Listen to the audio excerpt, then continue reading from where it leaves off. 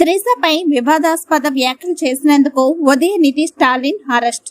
తమిళనాడు ప్రతిపక్ష నాయకుడు senior DMK నేత ఉదయనిధి స్టాలిన్ ను చెన్నైలోని ఆయన ఇంట్లో పోలీసులు అదుపులోకి తీసుకున్నారు.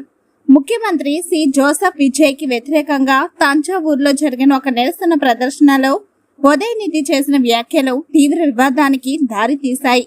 ఆ తర్వాతే ఈ చర్య తీసుకున్నారు. ఈ నిరసన సమయంలో మద్దతుదారులు నటి త్రిష పేరును ప్రస్తావించగా ఆ వెంటనే విజయ్ కి ఆ నటికి ఆపాదించేలా లైంగిక పరమైన అర్థం వచ్చేలా ఉదయనిధి కామెంట్ చేశారన్నది ప్రధాన ఆరోపణ. దీనిపై టీవీకే మహిళా వింగ్ పోలీసులకు ఫిర్యాదు చేయడంతో పాటు జాతీయ మహిళా కమిషనర్ కూడా కంప్లైంట్స్ అందాయి. ఉదయనిధిపై కేసు నమోదు చేసిన పోలీసులు ఇవాళ ఆయన్ని అరెస్ట్ చేశారు. అయితే పోలీసులు అదుపులో తీసుకున్న టైంలో ఉదయనిధి తనను తాను సమర్థించుకుంటూ ముఖ్యమంత్రి మినహా నేను ఎవరి పేరునైనా ప్రస్తావించానా అని ప్రశ్నించారు.